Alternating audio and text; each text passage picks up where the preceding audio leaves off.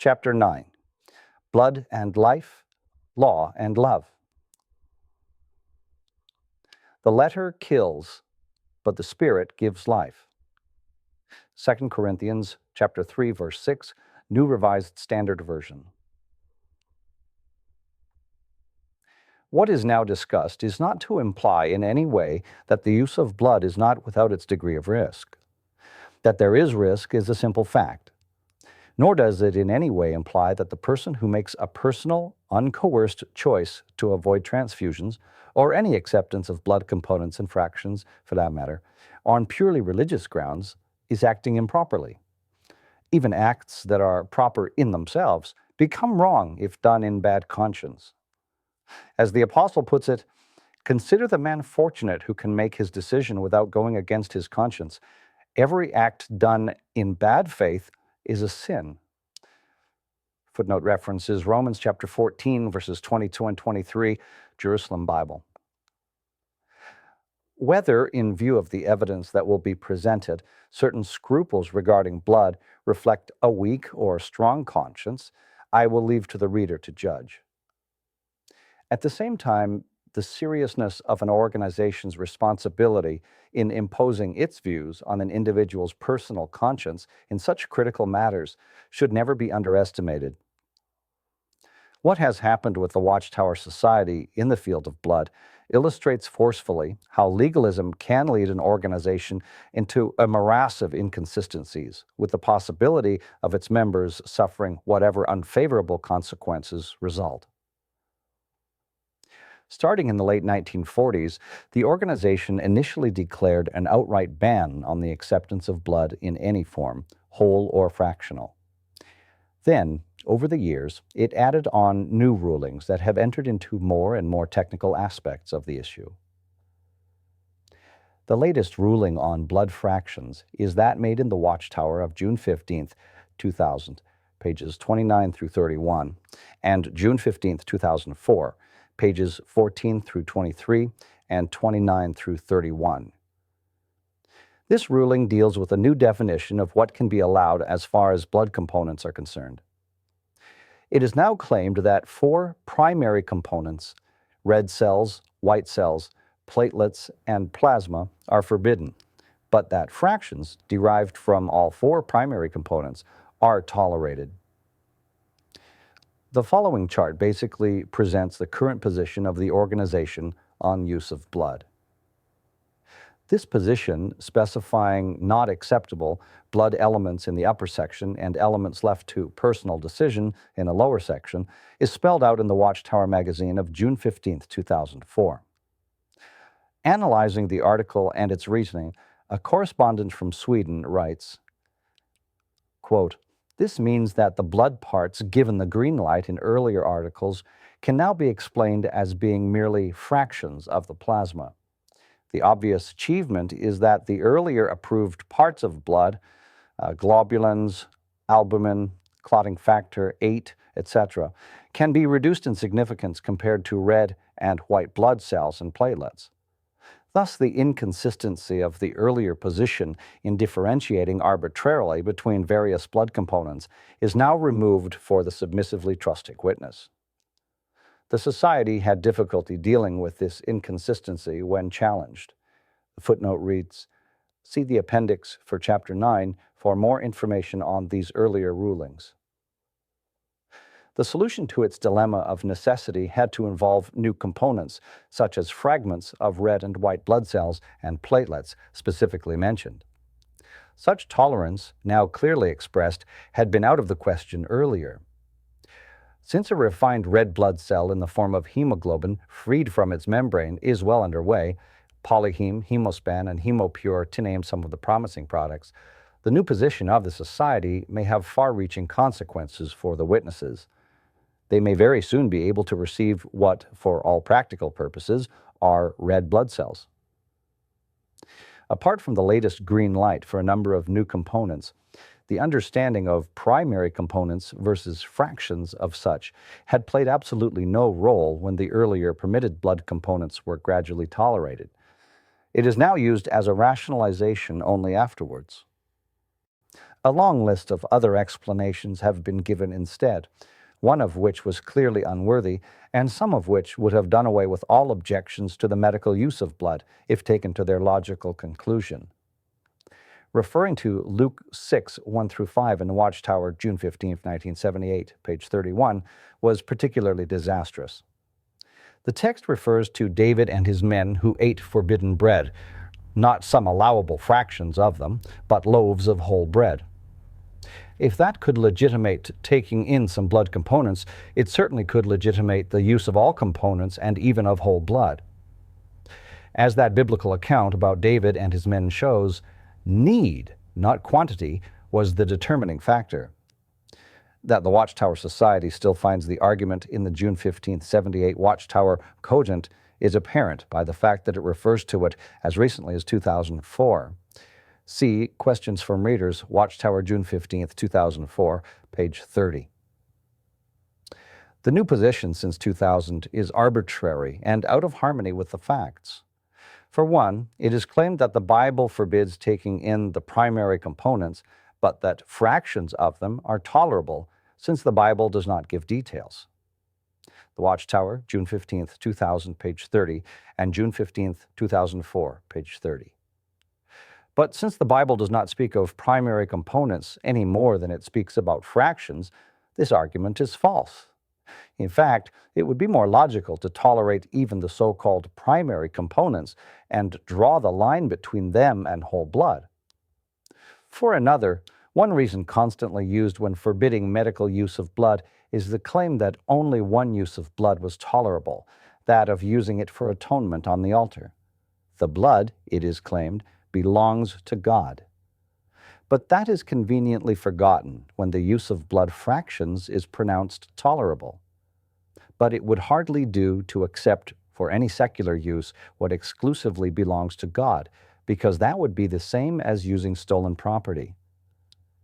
A stolen car is a stolen car, and it would not make the theft more tolerable if the car is separated into primary components, say the motor, coach, and transmission, and then separated into further fractions such as the carburetor, pistons, hood, doors, and drive shaft. Only if the car is not stolen would one have the right to take it apart and use or sell it as small parts. And if the car is not stolen, all parts, both big and small, can properly be separated and used at will. So if blood fractions can be tolerated, certainly the major components and even the whole blood can. Then, the Society's classification of primary components does not seem to fit what medical science says. That is no wonder, for albumin, factor 8 and 9, etc., are complete and functioning components, just as red cells, white cells, and platelets. All these components are carried in the plasma. The fact that some components, red cells, white cells, and platelets, can be separated from the plasma by centrifugation and others only by different means does not actually make these latter components fractions of the plasma more than the others. Red cells and albumin proteins are not comparable to uncles and nephews, but rather are siblings. It would take fractioning of an albumin protein to match the fraction of a red cell. Not surprisingly, a medical authority like Denise M. Harmoning includes albumin, immunoglobulin, as well as factor 8 and factor 9 among the major components of blood, and no mention is made of the specific classification now made by the Society.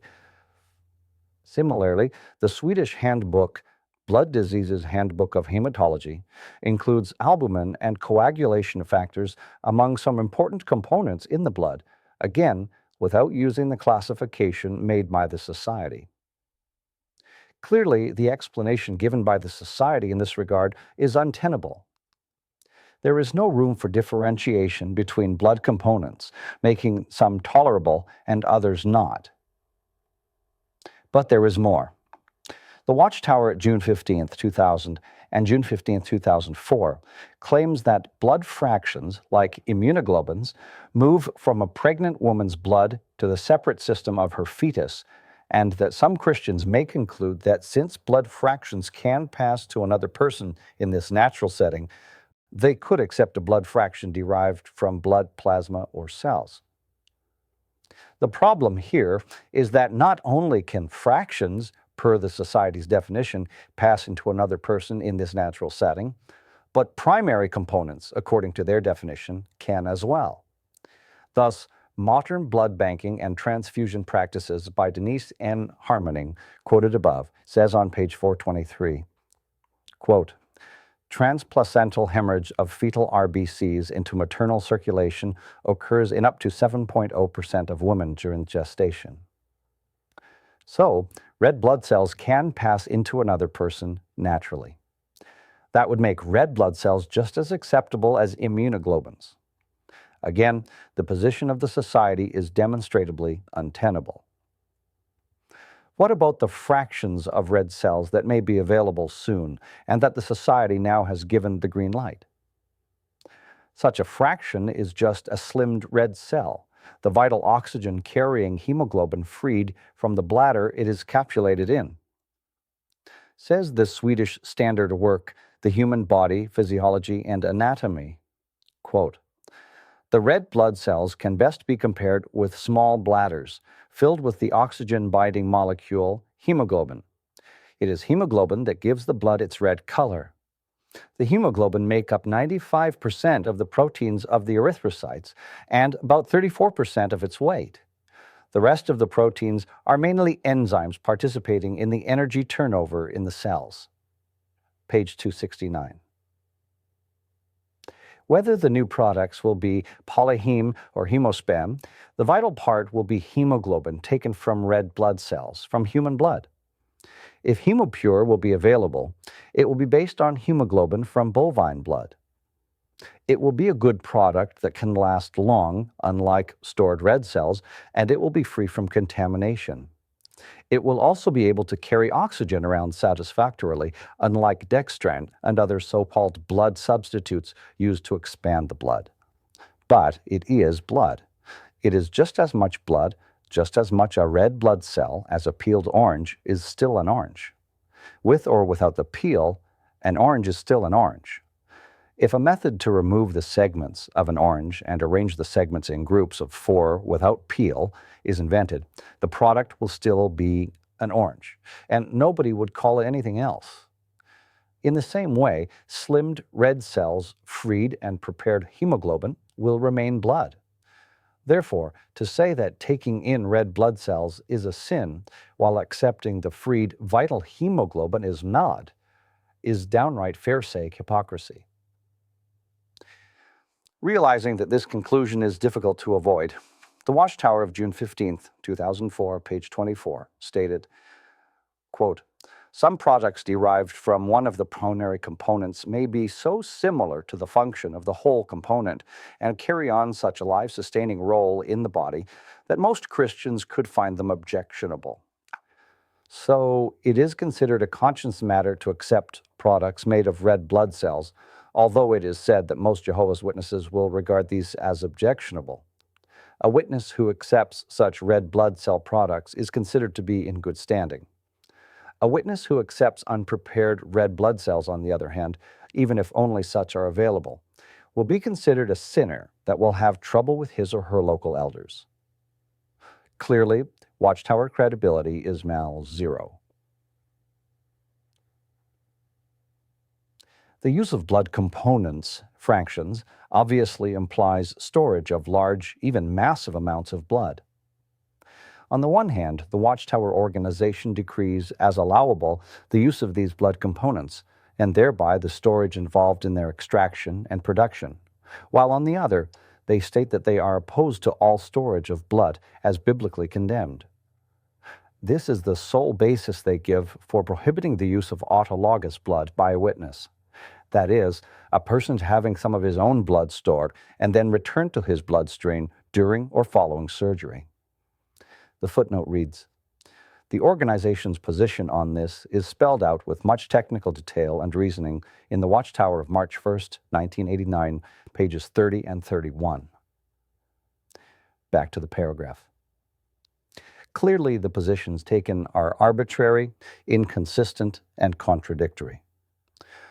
It is difficult to believe that the formulators and also the writers' explanations and defenses of such policy are so ignorant of the facts as to fantasy the inconsistency and arbitrariness involved.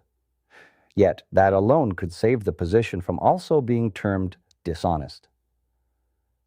To rule in matters of health and medical treatment, prohibiting this, allowing that, is to tread on dangerous ground. In the one case, we may prove guilty of creating an irrational fear, and in the other, we may create a false sense of security.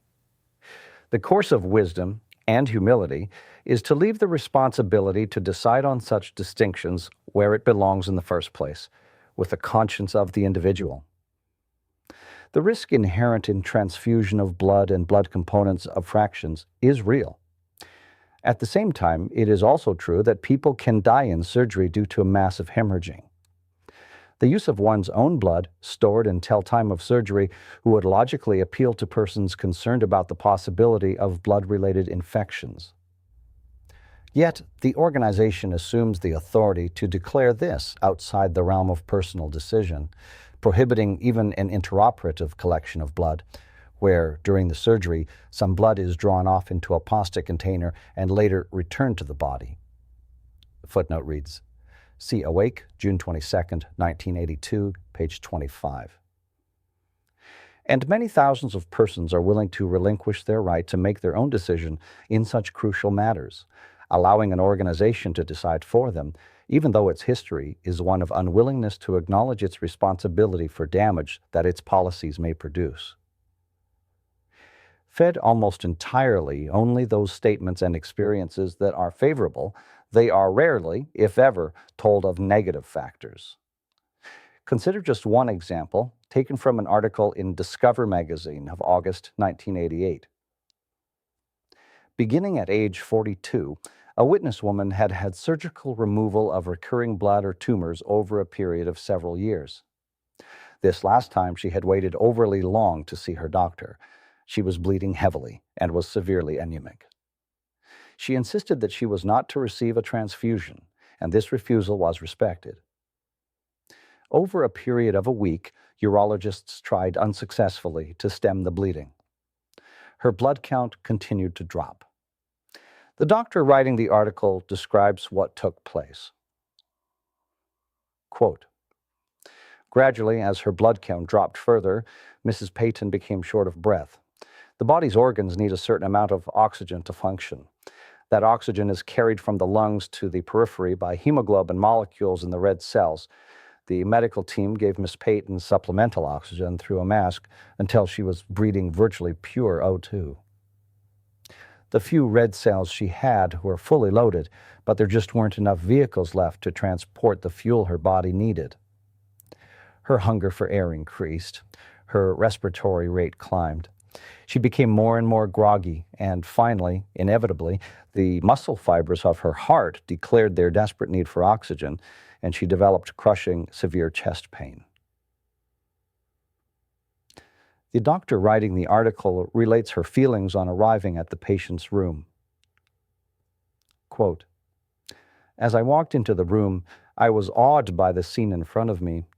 At the center of everyone's attention was a large woman with an oxygen mask, gasping for air, breathing faster than seemed humanly possible. At the head of the bed were three friends, fellow church witness members, coaching her. At her side were several doctors, one monitoring her falling blood pressure, another coaxing some blood from an artery.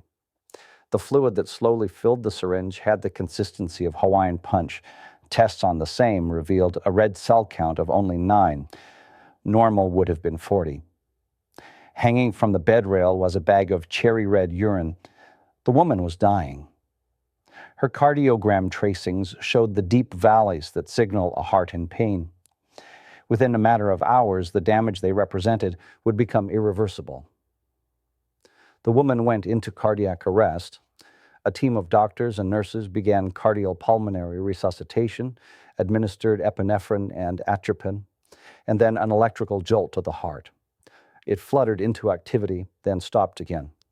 More CPR, more epinephrine and atropine, another electrical jolt, more CPR. This went on for 1 hour until there was no longer any hope or purpose. The patient was dead beyond recovery. The physician describing this did not characterize the woman as simply a fanatic. She writes, quote, "She was an intelligent woman, I was told, who totally understood the implications of her decision. But her judgment, it seemed to me, arose from a blind spot imposed by her faith." And the footnote reads, Elizabeth Rosenthal, article entitled "Blinded by the Light," Discover Magazine, August 1988, pages 28 through 30. Here was a woman who had a recurring problem requiring periodic surgery. Knowing this, storing some of her own blood might have appealed to her as a safe, advisable procedure. Theocratic law, however, ruled this out. Obedience to theocratic law left her no personal choice in the matter. If the organizational policies were truly biblically based, then whatever suffering that might result from adhering to those policies, such as a damaging postponement or avoidance of surgery due to concern or uncertainty about blood issues, even actual loss of life because of feeling under divine obligation to reject any but the permitted blood components, all could be viewed as simply the suffering a servant of God must be willing to face. The footnote reads, "My wife nearly bled to death in 1970 when her platelet count dropped from the normal range of 200,000 to 400,000 per cubic millimeter down to about 15,000 per cubic millimeter. After days of severe hemorrhaging, she was hospitalized at a Brooklyn hospital, and both she and I made clear our rejection of platelets or any other blood-derived products, including those that have since been organizationally decreed allowable. Fortunately, after a 2-week stay and continuing prednisone therapy, she recovered basic health. What I state in this book, then, is not evidence of any personal reluctance to face loss if I believe that adherence to God's will called for it." Back to the paragraph. "Many of Jehovah's Witnesses are very sincere in holding to the standards of their organization in this regard. Some have even seen their young children die as a result, and it would be cruelly unjust to imply that this is due to any lack of parental love on their part. They simply have accepted that the organizational standards and policies, however complex or even confusing, are biblically founded and hence God ordained. Yet few claims were ever more weakly based. As noted, much of the Watchtower's argumentation centers around texts in the Hebrew Scriptures, largely from the ordinances of the Mosaic Law. Since the Society recognizes that Christians are not under that law, the text at Genesis chapter 9, verses 1 through 7 is frequently cited. It says, quote, "And God went on to bless Noah and his sons, and to say to them, 'Be fruitful and become many, and fill the earth. And a fear of you and a terror of you will continue upon every living creature of the earth, and upon every flying creature of the heavens, upon everything that goes moving on the ground, and upon all the fishes of the sea. Into your hand they are now given. Every moving animal that is alive may serve as food for you, as in the case of the green vegetation. I do give it all to you. Only flesh with its soul, its blood, you must not eat. And besides that, your blood of your souls I shall ask back. From the hand of every living creature shall I ask it back, and from the hand of man, from the hand of each one who is his brother, shall I ask back the soul of man. Anyone shedding man's blood, by man will his own blood be shed, for in God's image he made man. And as for you men, be fruitful and multiply, and become many. Make the earth swarm with you, and become many in it." It is claimed that, since all humans descend from Noah and his sons, these commands still apply to all persons. It is implied that the ordinances on blood in the Mosaic Law are therefore to be viewed as simply repetitions of or elaborations on the basic law set forth earlier, and hence still having force. Otherwise, since Christians are not under the Mosaic Law, There would be no purpose in citing texts from it as having relevance in this issue. And the footnote references Romans 6:14, Romans 10:4, Hebrews 8 and verse 6 and 13. The divine decree regarding blood stated to null is claimed to be eternal in application. If that is so, then should this not be equally true of the accompanying command to become fruitful and become many, to make the earth swarm with you and become many in it? And if this is the case, how can the Watchtower Society possibly justify its encouraging not only singleness, but even childlessness among those witness members who are married? Under the heading Childbearing Today, the March 1st, 1988 Watchtower on page 21 says that, in view of the limited time remaining to get the preaching work done, quote, "It is therefore appropriate for Christians to ask themselves how getting married, or, if married, having children, will affect their share in that vital work."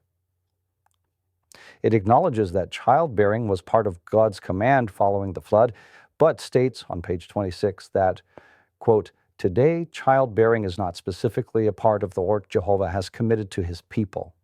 So the matter of childbearing in this time of the end is a personal one that each couple must decide for himself. However, since the time left is reduced, married couples would do well to weigh carefully the pros and cons of childbearing in these times."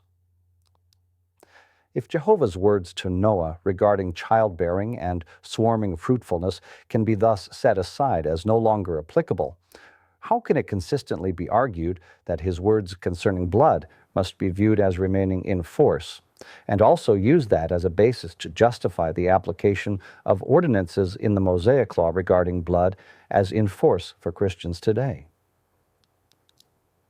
More significant, however, is that those words in Genesis are made to say something quite different from what they actually say. Any reading of the text will make plain that God there speaks of blood entirely in connection with the killing of animals and subsequently with the killing of humans. In the case of animals, their blood was poured out in evident acknowledgement that the life thus sacrificed for food was only taken by divine permission, not by natural right. With man, the shedding of his blood called for the life of the one doing the shedding, human life being God's gift and nowhere authorized by him to be taken at will by men. The shed blood of slain animals and of slain humans stands for the life they have lost.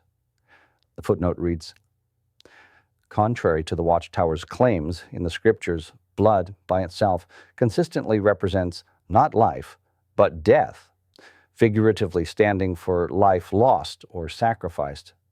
Compare Genesis 4, 10 and 11, Genesis chapter 37, verse 26, and chapter 42, verse 22, Exodus chapter 12, verses 5 through 7, and compare this with 1 Peter chapter 1, verses 18 and 19, Exodus chapter 25, verses 5 through 8, Matthew chapter 23, verses 35, and Matthew 26, verse 28.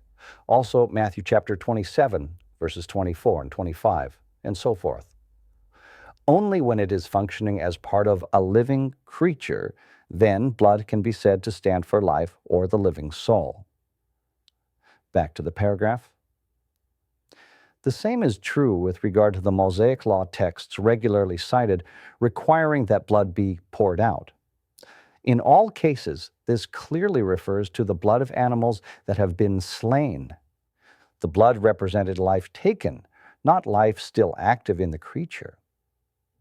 And the footnote references Leviticus 17, 13, and 14, Deuteronomy chapter 12, verse 15 and 16, and verses 24 and 25.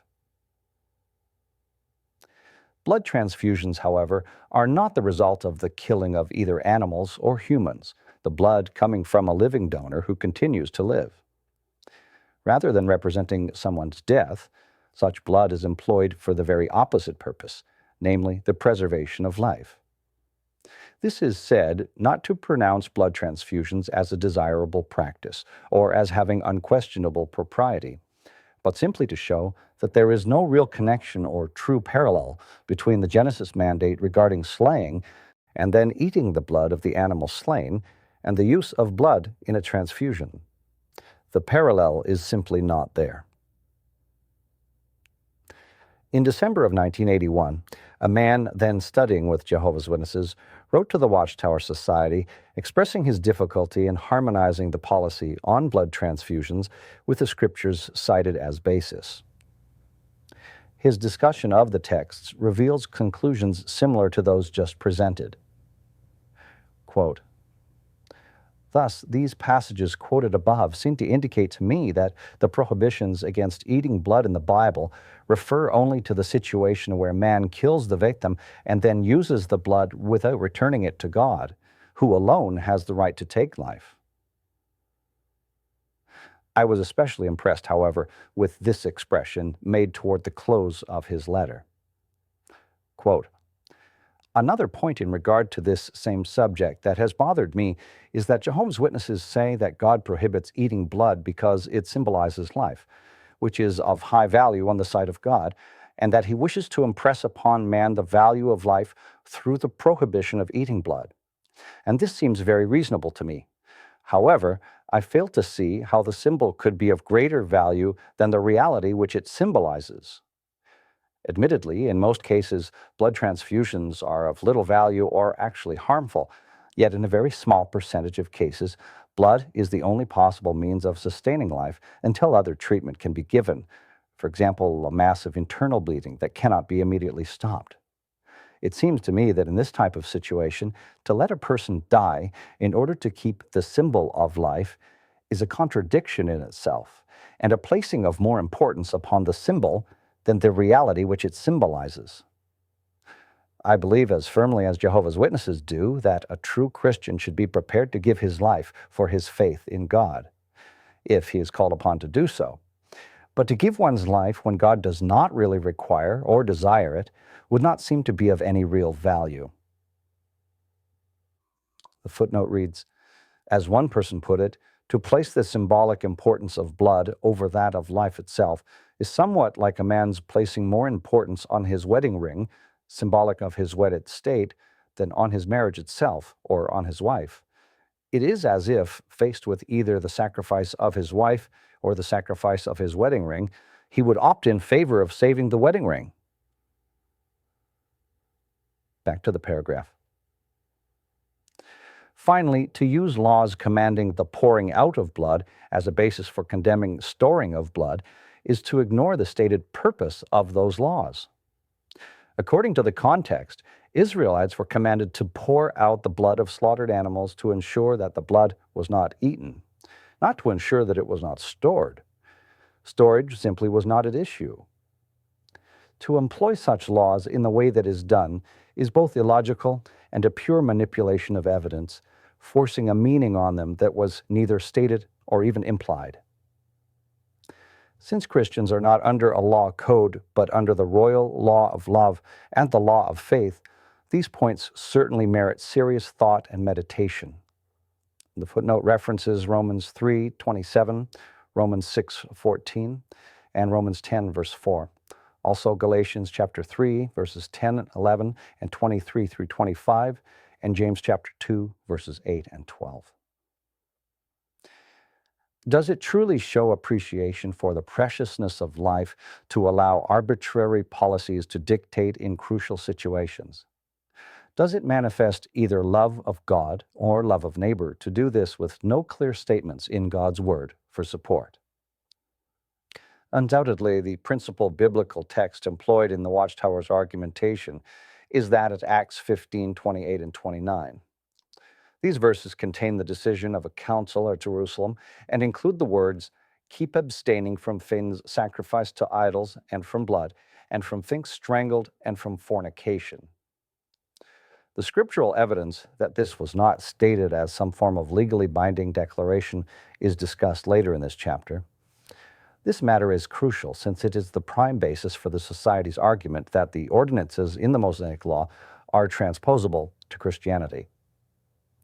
While this point is dealt with later, it may be here said that the exhortation to abstain from blood clearly relates to the eating of blood. The Watchtower of June 15, 1978, page 23, in fact quotes Professor Edward Meyer as saying the meaning of blood in this text was, quote, the partaking of blood that was forbidden through the law imposed on Noah and also on mankind as a whole. Such partaking was by eating. And the footnote reads, the Watchtower of September 15, 1958, on page 575, states that, quote, each time the prohibition of blood is mentioned in the Scriptures, it is in connection with taking it as food, and so it is as a nutrient that we are concerned with in its being forbidden. This still seems to be the basic position, and so the Society still argues that a blood transfusion is the same as eating blood, taking it into the body as food. A major question, then, is whether it can be demonstrated that the transfusing of blood is an eating of blood, as the Watchtower organization claims. There is, in reality, no sound basis for such a claim. There are, of course, medical methods of intravenous feeding whereby specially prepared liquids containing nutrients, such as glucose, are introduced into the veins and provide nourishment. However, as medical authorities know, and as the Watchtower Society has at times acknowledged, a blood transfusion is not intravenous feeding. It is actually a transplantation of a fluid tissue, not an infusion of a nutrient. The footnote references Awake, October 22, 1990, page 9, and then reads, in endeavoring to claim medical support for their view of transplanted blood as a feeding of the body, Watchtower publications have always resorted to quotations from some medical source of an earlier century, such as the Frenchman Denis of the 17th century. See, for example, the Watchtower, April 15, 1985, page 13. They cannot quote a single modern authority in support of this view. Back to the paragraph. In a kidney transplantation, the kidney is not eaten as food by the new body it enters. It remains a kidney with the same form and function. The same is true of blood. It is not eaten as food when transplanted into another body. It remains the same fluid tissue with the same form and function. The body's cells cannot possibly utilize such transplanted blood as food. To do this, the blood would first have to pass through the digestive system, be broken up and prepared so that the body's cells could absorb it. Thus, it would have to actually and literally be eaten to allow it to serve as food. The footnote reads, the Watchtower Society has at times compared a transfusion with infusing alcohol into the veins. But alcohol is a very different liquid, already in a form that body cells can absorb as a nutrient. Alcohol and blood are completely different in this respect. Back to the paragraph. When medical practitioners believe there is need for blood transfusion, it is not because the patient is malnourished. In most cases, it is because the patient is lacking not nutrition, but oxygen. And this is due to lacking sufficient carriers for transporting an adequate supply of oxygen, namely the oxygen-carrying red cells of the blood. In some other cases, blood is administered due to need for other factors, such as the need for clotting agents, such as platelets, immune globulins containing antibodies, or other elements, but again, not as the means for providing nourishment. In its efforts to get around the evidence that a blood transfusion is not eating, does not have as its design the nourishing of the body, the Watchtower Society often tries arbitrarily to broaden out the matter by coupling or even replacing the term to nourish with the expression to sustain life. Footnote reads, see, for example, the Watchtower, March 1st, 1989, page 30, April 15th, 1985, page 12. This diversionary tactic serves the sole purpose of confusing the issue. Nourishing the body by eating and the sustaining of life are not identical equivalents. Eating is only one of the means to sustain life. We sustain life in many other ways equally as vital, as through breathing air, through taking in water or other liquids, through maintaining body heat within a livable range of temperature, and through sleep or rest. In their references to blood, the Scriptures themselves deal not with the broad aspect of sustaining life, but with the specific act of eating blood, and clearly with the eating of blood of animals that are slain. When in Israel ate meat containing blood, he was not dependent upon the blood to sustain his life. The meat alone would accomplish that just as well without the blood as with the blood. Whether his life was sustained by eating the blood or not was simply not at issue. The act of eating blood was prohibited, and the motivation or ultimate consequences of the eating were not dealt with in the laws on blood. Back to the paragraph.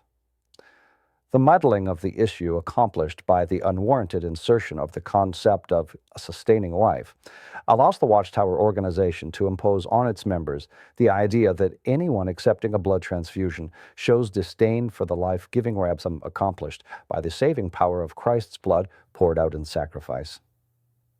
The duplicity in this line of reasoning is seen in that the blood fractions the Watchtower organization does allow its members to receive are often administered precisely to save or sustain the person's life, as in the case of factor VIII administered to hemophiliacs, or that of immune globulins injected to protect against certain life-threatening diseases, or to prevent the death of an infant due to Rh incompatibility. The footnote reads, see, for example, The Watchtower, June 1st, 1990, pages 30 and 31. The Apostle Peter states that Christ, quote, bore our sins in his body on the cross, so that, free from sins, we might live for righteousness. By his wounds you have been healed. 1 Peter 2 and 24 and RSV. Compare Isaiah 53, 4 and 5, and Acts 28, 27. But this certainly does not justify implying that one's seeking to heal wounds or other physical ailments by medical means is tantamount to showing lack of appreciation for Christ's human power in these vital spiritual respects. Back to the paragraph. It is unfair and unloving to impugn the motivation of those seeking to preserve their life or the life of loved ones, because they do not hold to certain regulations and prohibitions originating with a religious organization, doing this by ascribing a denial of faith to their motivation when there is simply no valid basis, scriptural or otherwise, for doing so. It is an attempt to burden them with a sense of guilt that is imposed by human standards, not divine standards. Abstain from blood. The letter sent out by the apostles and older men of Jerusalem, recorded in Acts chapter 15, uses the term abstain in connection with things sacrificed to idols, blood, and things strangled, and fornication. The footnote references Acts 15, 20, and 29.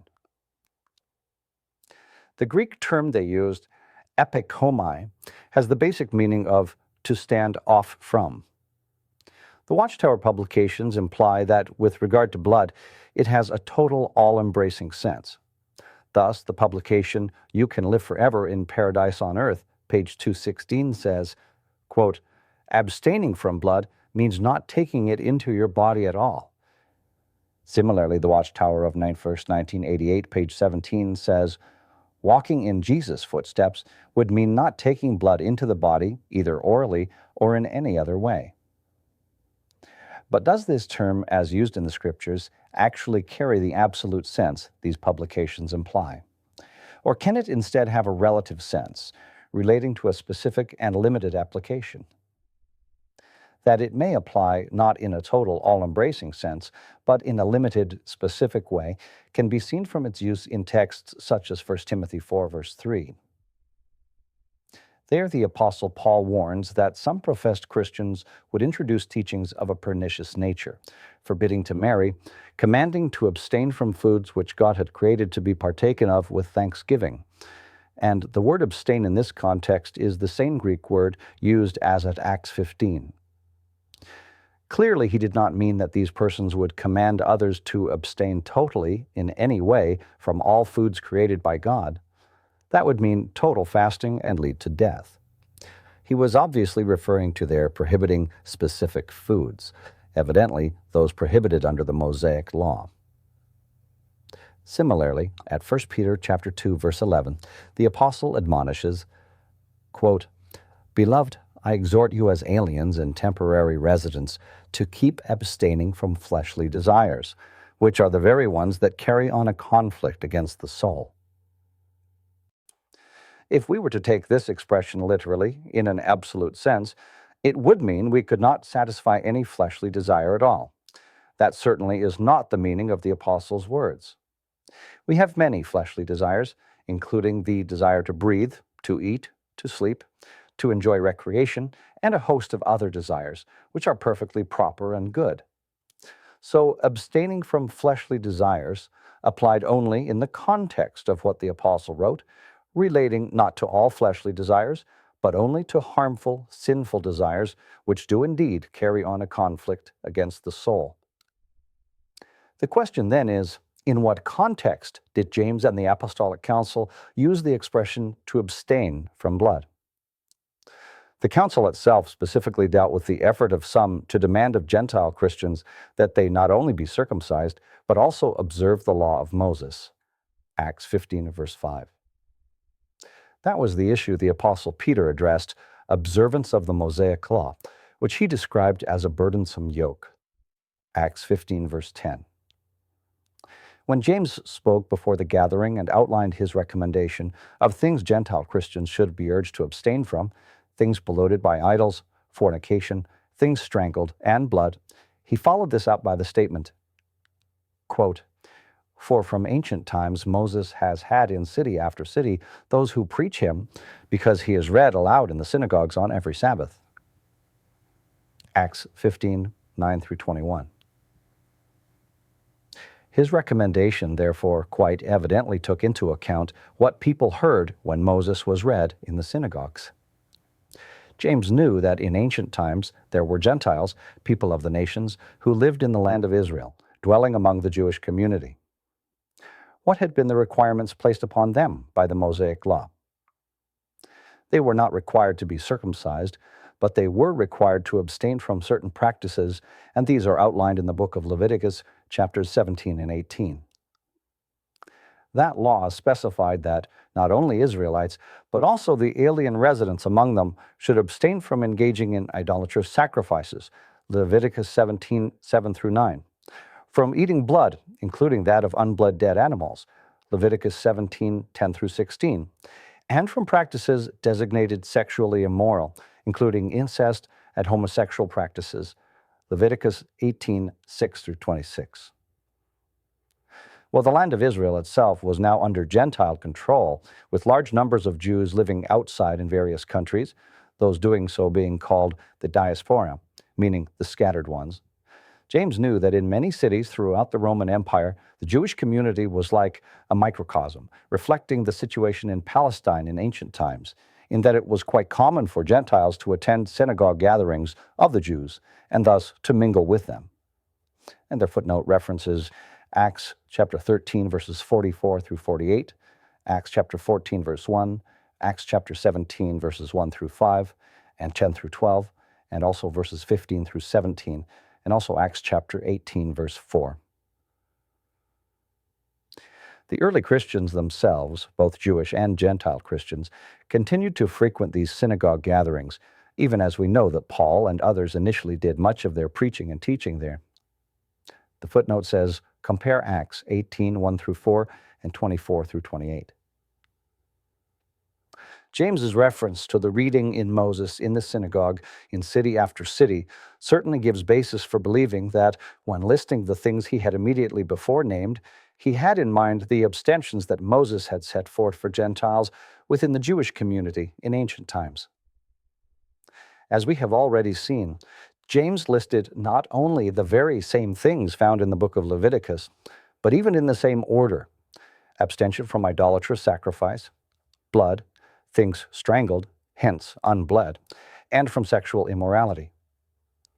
He recommended observance of those same abstentions on the part of the Gentile believers, and the evident reason for this abstention was the circumstance then prevailing, that of an intermixture of Jew and Gentiles in the Christian gatherings, and the need to maintain peace and harmony within that circumstance. When Gentile Christians were urged to abstain from blood, this clearly was to be understood not in some all-embracing sense, but in the specific sense of refraining from eating blood, something abhorrent to Jews. To take the matter beyond that, and to try to assign to blood of itself a sort of taboo status, is to lift the matter out of its scriptural and historical context and to impose upon it a meaning that is not actually there.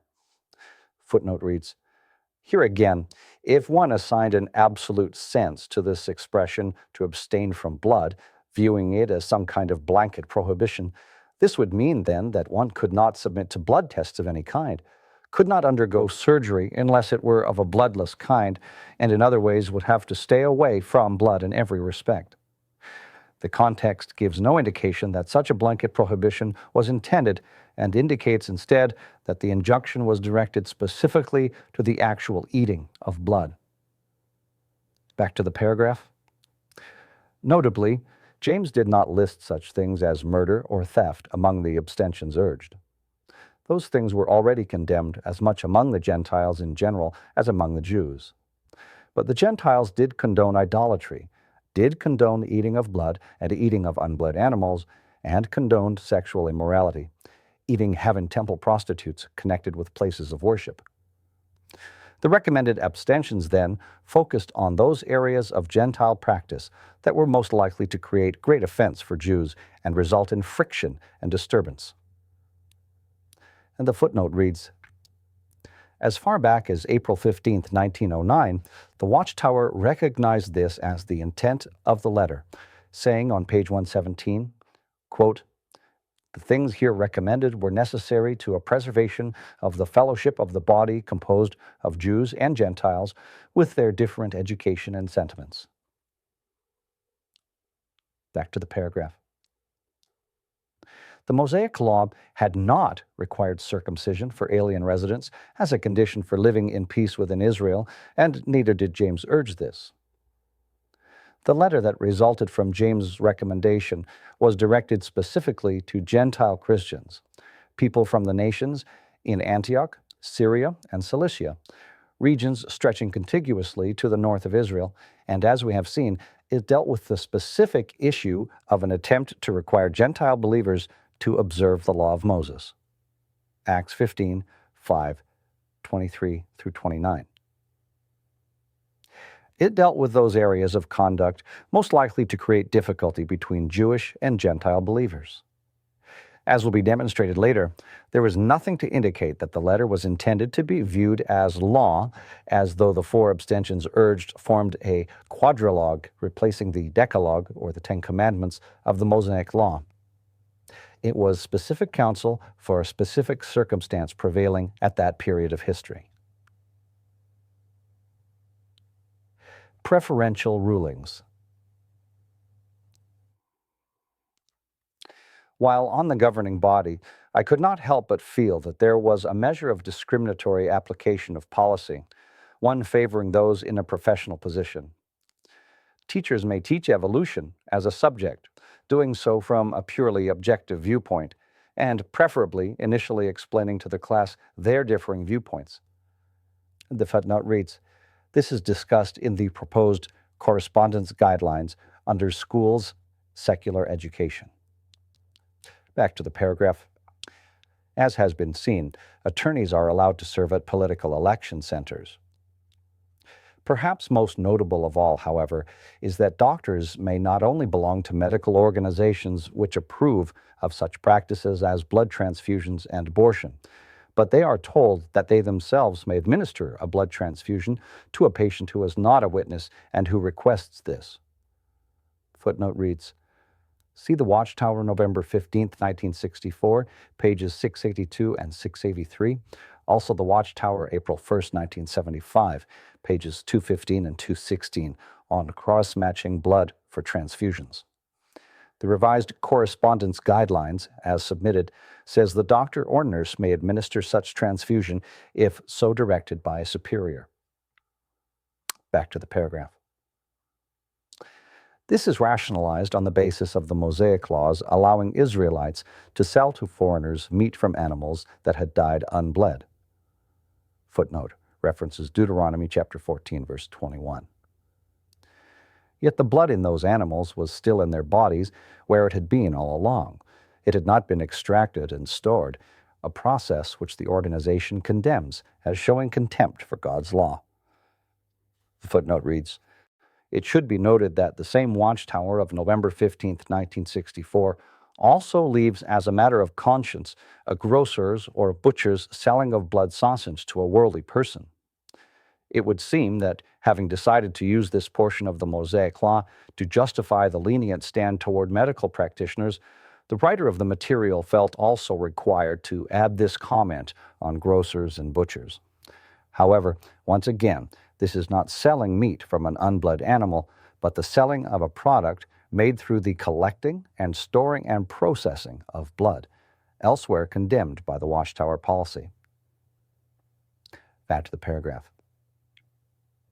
All the intense urging to show deep respect for the sacredness of blood, all the warnings of blood guiltiness attaching to any misuse of blood, all the argumentation condemning any storing of blood as showing contempt for God's laws, suddenly loses its force where such witness surgeons are involved. Footnote reads, the United States witness doctors and lawyers meet annually to discuss such matters as confidentiality and privilege in their relations with fellow witnesses and similar topics. I seriously doubt that any witnesses engaged in occupations of lesser esteem could hold comparable gatherings without having these frowned upon or discouraged by the organization.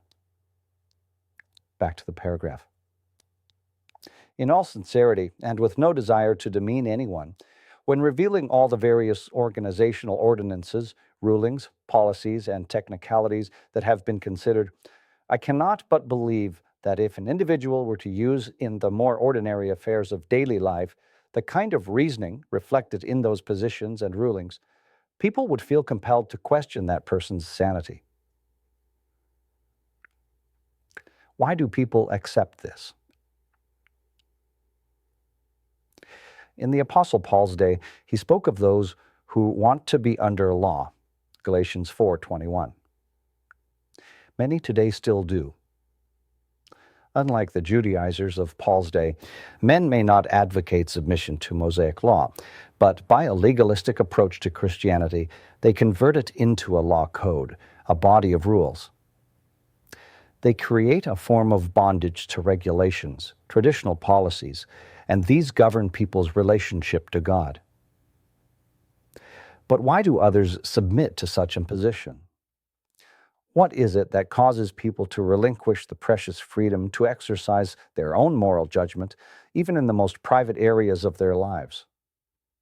What causes them to submit to the interpretations and rulings of imperfect men, even at the risk of losing employment, suffering imprisonment, placing marriage relationships under great strain, even risking life itself, whether it be their own or that of a loved one? Many factors enter in. There may be social and family pressures, with conformity as the way to avoid disagreement, even conflict. There can be the sheer paralyzing fear of divine rejection and eventual destruction if one should wind up outside the organizational arc. But there is another reason that is perhaps more basic, one that is often more at the very root of the matter. Most people like things spelled out in black and white, like to have issues neatly cataloged for them as either right or wrong. Making decisions based on one's own conscience can be difficult, at times agonizing. Many prefer not to make that effort, prefer simply to let someone else tell them, be their conscience for them. This is what allowed for the development of rabbinical control and a body of rabbinical tradition in Jesus' day. Rather than decide something on the basis of God's word and personal conscience, it was a case of ask the rabbi. Among Jehovah's Witnesses, this has unquestionably become ask the organization, or simply ask Brooklyn. Another reason is the subtlety with which such legal reasonings and interpretations are advanced and imposed. Religious emphasis on law, legalism, has consistently been marked by use of technicalities and sophistry, reasoning that is not only subtle, but also plausible, sometimes even ingenious, and yet false. To unravel such reasoning and see it for what it really is takes effort, an effort that many do not care to make and that others simply seem unable to accomplish. Consider just two examples from ancient rabbinical sources.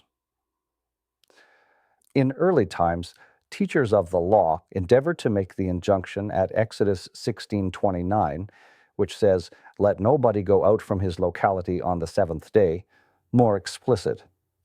They ruled that on the Sabbath, a man could only walk a certain distance, somewhat less than 3,000 feet, from the outer boundary of his city or town. This was called a Sabbath day's journey, an expression in use in Jesus' time. See Acts chapter 1, verse 12. Yet there was a way for a man to make a longer trip than this, and from the rabbinical standpoint, still be legal. How?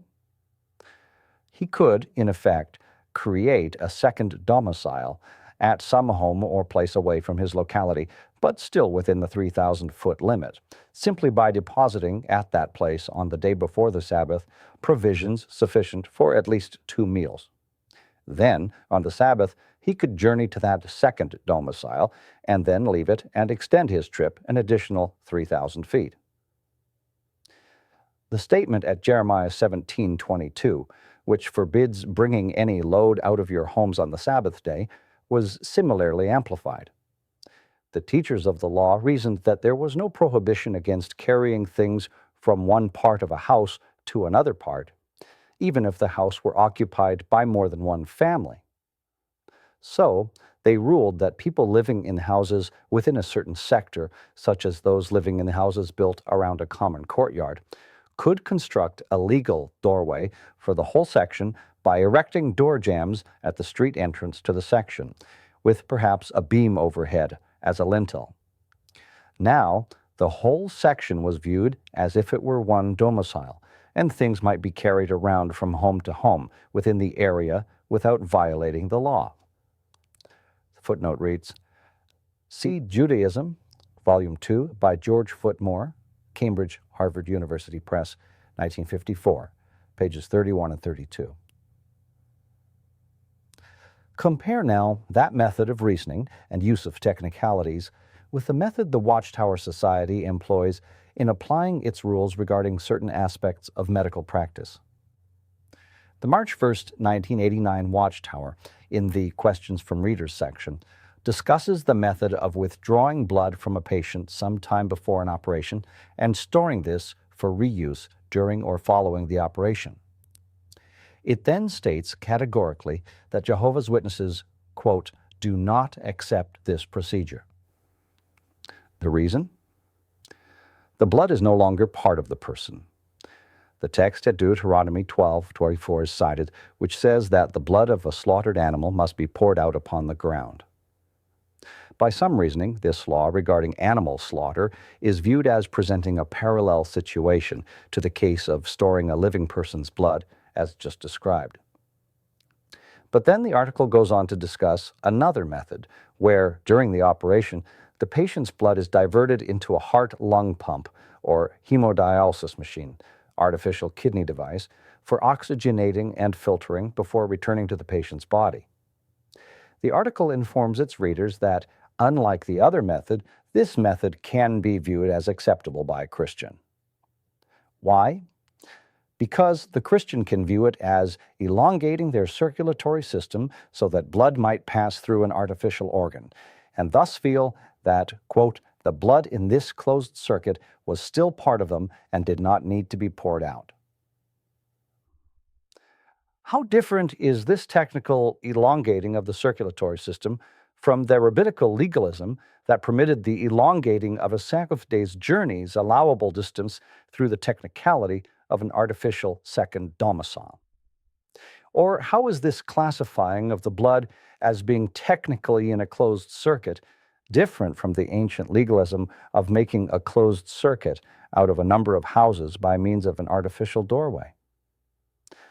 The same type of casuistic reasoning and legalistic use of technicalities is employed in both cases, ancient and modern. In their own hearts, many witnesses might feel that the first method, that of storing one's own blood, is really no more unscriptural than the second method, running the blood through a heart-lung pumping machine. Yet they are not free to follow their own conscience. An individual's life might lie in the balance, but the Watchtower's interpretive reasonings and technicalities must be observed, for they are part of the great body of theocratic law. To fail to obey would be to risk disfellowshipment.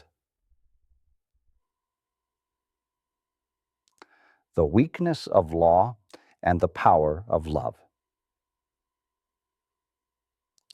Law often produces an outward conformity that masks what people are inside. In Jesus' day, it allowed religious leaders, by their scrupulous living by the rules, to appear to people from the outside like good, honest men, but inside be full of hypocrisy and lawlessness. The footnote references Matthew 23, 27, and 28, Jerusalem Bible. It works the same in our time. Law, then, is least effective in those areas that are most intimately related to the heart. Law can identify and punish a thief, but it cannot do the same for the man who is law-abiding, but who is also greedy, and whose greed and stinginess cause others to suffer. Law can condemn and even execute the murderer, but it can do little to prosecute the man who hates, who harbors jealousy, envy, or rancor, and who seeks revenge, particularly if he is careful to do so by legitimate means. I have known men of that kind, including men in high places. We can see a striking contrast between the legalistic approach of control by policy, rules, and regulations, and the approach taken by the Apostle Paul in his giving up admonition against wrongdoing. His appeal consistently gave primary emphasis not to law, but to love. Thus, in his letter to the Romans, he writes, quote, "Do not you people be owing anybody a single thing, except to love one another, for he that loves his fellow man has fulfilled the law. For the law code, you must not commit adultery, you must not murder, you must not steal, you must not covet, and whatever other command there is summed up in this word, namely, you must love your neighbor as yourself. Love does not work evil to one's neighbor. Therefore, love is the law's fulfillment." And the reference is to Romans 13, 8 through 10, New World Translation.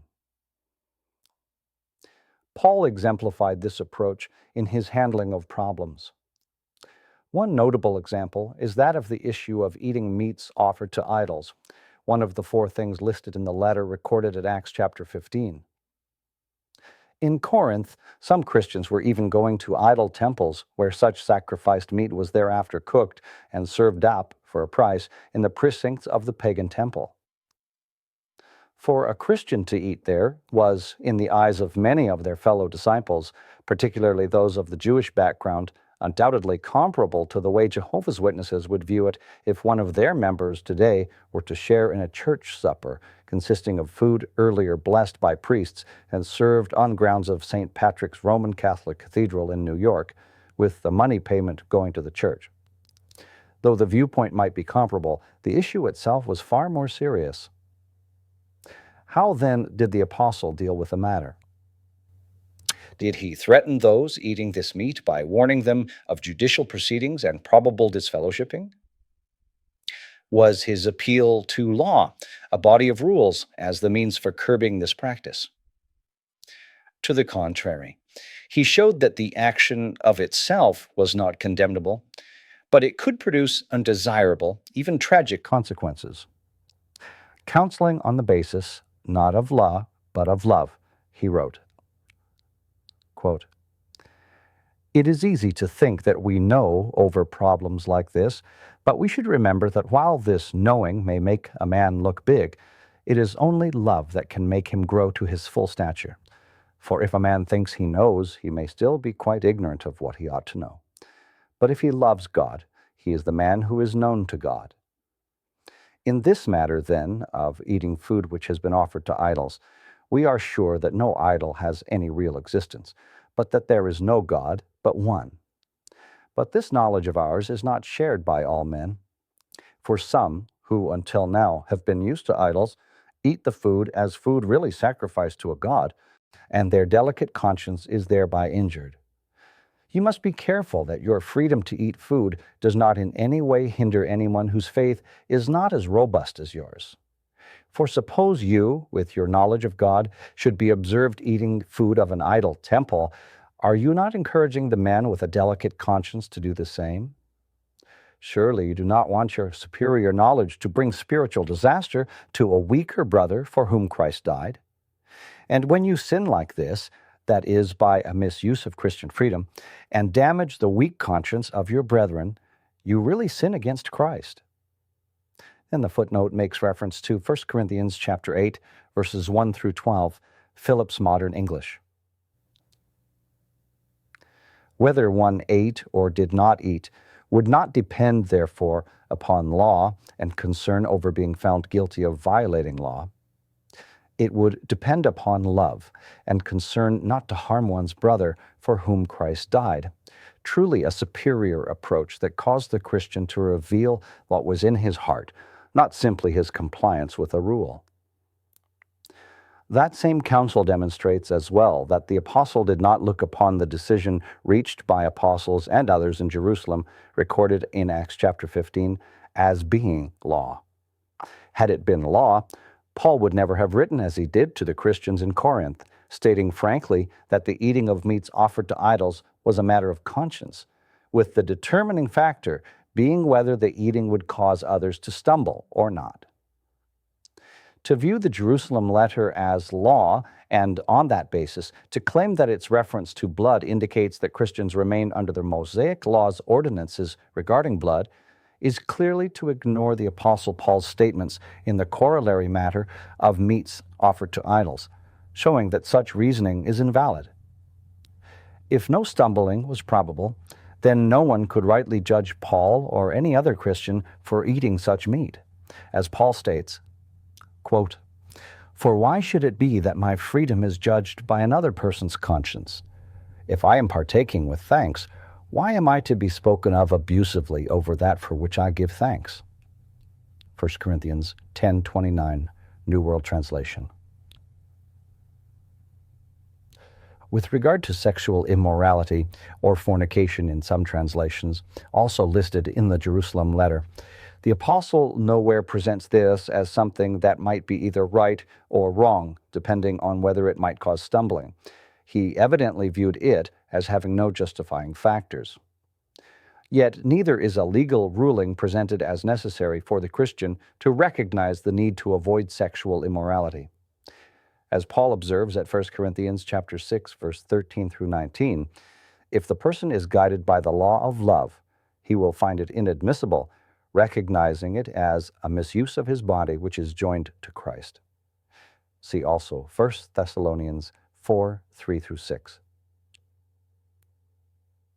Christian freedom should never make one insensitive to the conscience and scruples of others. At the same time, no person has the right to impose his or her conscience on others, thereby placing limits on the freedom in Christ these enjoy. Nor does any group or select body of men, casting themselves in the role of exercisers of apostolic authority, have the right to impose their collective conscience on others, handing down decrees on that basis. In the previous chapter, the distinction between law and precept was given. The one deriving its strength through imposition by authority, the other conveying principles through teaching. Jesus regularly taught by parables, stories that laid out no laws, but brought home forcefully precepts, vital moral lessons. The parable of the prodigal son does not set forth a law that one must take back one's wayward children, have a feast for them, and so forth, but it emphasizes a loving spirit, a generous, merciful outlook. In the Scriptures, we find a combination of methods employed. There are positive injunctions, true, but there are also accounts setting forth approved modes of life, living in love, maintaining peaceful relations with others. There are responses to highly contextual questions. Paul, for example, answers a number of these, but clearly does not do so as establishing law, but as giving sound spiritual counsel, designed for the particular question at issue. How genuine the unity achieved? It is true that by establishing a legal control over others, a form of unity and order can be achieved. But how genuine is it? Is it not, in fact, a unity and order based on uniformity and conformity? On the other hand, does refusal to allow men to exercise, through their legalistic interpretation, control over one's personal life operate against true unity and cohesion? Does it mean that each person strikes out in his or her own direction, self-willed, self-sufficient, self-satisfied? It need not and should not, if the person genuinely accepts the headship of the one who gives such freedom. Just as one cannot love the invisible God and at the same time hate his neighbor, so one cannot be joined with the invisible Son of God and be at odds with or disconnected from any and all others who are so joined and who humbly submit to the same headship. The footnote references 1 John 4:20, 1 Corinthians 12:12 through 26, and Ephesians chapter 4, verses 15 and 16. According to the Scriptures, it is love, not organization or membership, that is a perfect bond of union. For love is long-suffering, kind, not jealous. It does not brag or get puffed up or look for its own interests, but seeks the good of others. Footnote references Colossians 3:14 and 1 Corinthians 13:4 through 7. Love does not coerce people into a cohesive relationship. It warmly draws them together. Any claimed Christian unity founded on another basis is fictitious, not genuine, and can only be maintained by unchristian means. The blessing of Christian freedom. An incredibly complex set of rules is operative today among Jehovah's Witnesses, and it takes from them the exercise of personal conscience in a very wide area of life and conduct, makes them subject to an ecclesiastical legislature and Supreme Court composed of a few fallible men. The footnote reads, in a letter by Watchtower attorney Leslie R. Long, dated March 29, 1987, he refers to a congregational judicial committee as, quote, an ecclesiastical tribunal. If the term applies on the congregational level, it is far more applicable at the uppermost level, where the governing body functions as a supreme ecclesiastical tribunal. Back to the paragraph. As a former member of that legislature and court, I am convinced that the root of all the problem lies in not recognizing the truth that as Christians we are no longer under law, but are under God's merciful kindness through Christ. Through God's Son, we can enjoy freedom from law-keeping, rejoice in a righteousness that is the product not of rule-keeping, but of faith and love. The failure to appreciate this divine provision, the doubt that it is actually possible for an invisible person to exercise effective headship and direction of his followers on earth without some highly organized, visible authority structure serving as a religious court, and the reluctance to believe that people can be protected against wrongdoing without being surrounded by a fence of laws, rules, and decrees, this is what causes many, perhaps most persons, to be shocked at the thought of not being under law, to reject it as not only impractical, but dangerous, pernicious, conducive to licentiousness. It makes them easily swayed and convinced by the arguments of those who wish to introduce and impose, to use the terms of the Watchtower, a legal arrangement of control, one that is humanly enforceable by a religious judicial system. It is because God's Holy Spirit, given through Jesus Christ, has superior force to that of law, through its power motivating the Christian to love of God and love of neighbor, that the apostle could say, quote, "But if you are led by the Spirit, you are not under law. The fruit of the Spirit is love, joy, peace, patience, kindness, goodness, faithfulness, gentleness, and self-control. Against such things there is no law." Footnote refers to Galatians 5:22 and 23, New International Version. This is the grandness of Christian freedom, to know that one can enjoy the free and spontaneous exercise of those divine qualities with no religious authority having the right to step in and countermand expressions of love or kindness or gentleness or any other such quality.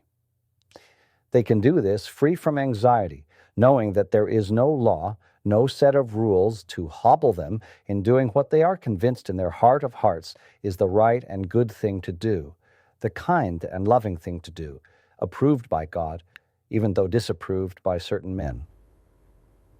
Surely then, our not being under law, but under God's gracious kindness, in no way minimizes our sense of responsibility as Christ's freed men. In reality, it increases it. For we know that we must talk and behave like people who are going to be judged, not by some law code or by a humanly imposed set of standards, but by the law of freedom, because there will be a judgment without mercy for those who have not been merciful themselves. But the merciful need have no fear of judgment. And the footnote references James 2:12 and verse 13, Jerusalem Bible. That law of freedom is the one the disciple James had just mentioned in his letter as the sovereign law or supreme law, namely, you must love your neighbor as yourself. There is a cleansing effect, a heart-strengthening effect in knowing that our being pleasing to our Heavenly Father will be determined not by whether we have lived our lives according to a law, a body of rules, but whether we have lived them according to love. God's Son, our head and master, who grants us freedom from law-keeping and from human religious law imposers and law enforcers, exemplified that love for us. We therefore have no need to focus attention on committing to memory some complex set of organizational rules and policies, or even to think in terms of law. Rather, we focus attention on God's Son and what we have learned of Him through God's Word, and faithfully seek to exemplify His life in our own.